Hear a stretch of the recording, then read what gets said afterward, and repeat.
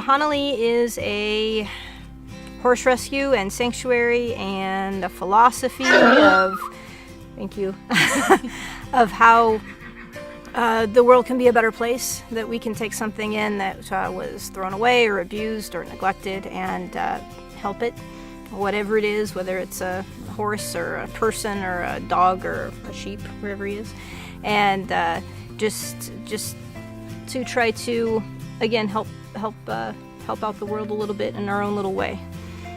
Right out of college, I rescued a horse off a feedlot on May 29th, 1999, because I remember the old sale. And that was Cleopatra. She's the one on our shirts and our hats and everything, our logo.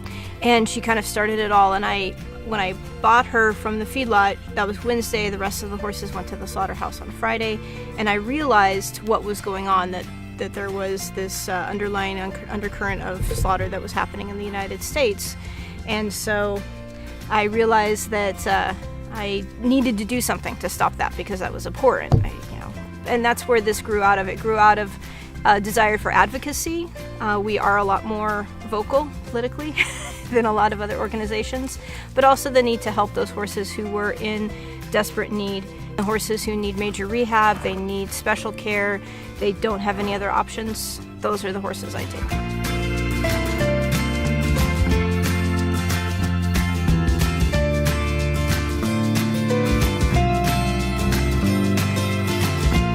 Well, we have the rescue part where we take in the horses, we rehab them. If they're able to be adopted out, we do. If they're not, they're sanctuaried here. And then we also have the Equine Assisted Coaching for veterans. And so we had someone come in, and she's trained some of our volunteers to work with the veterans. And then we also have had groups out for families, for teachers, the same thing. So for the EAC has kind of grown to that. For advocacy, we are proponents of, we work with the HSUS and ASPCA to help pass the SAFE Act. That bill would stop the sale and purchase of horses across the border for slaughter, and that would stop horse slaughter completely. When I first started, we had 11 slaughterhouses in the United States. We have stopped that.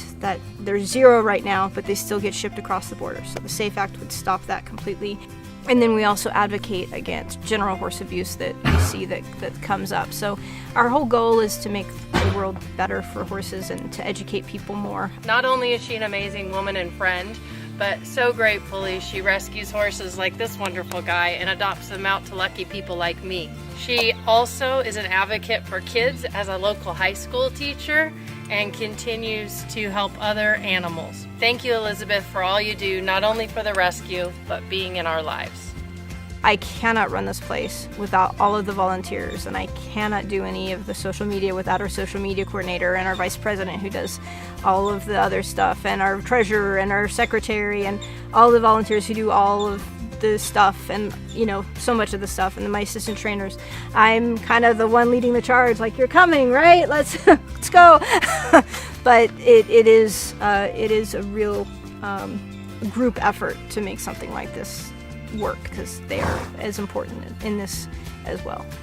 When people call me and they don't have any other place to go, it makes me feel so happy to know that I can help them. They're at their end of the road. They don't know what to do. They are stressed out, and if I can help them in any way, it does help people. Even though we're helping horses, it does end up, snowballing and making the world a better place.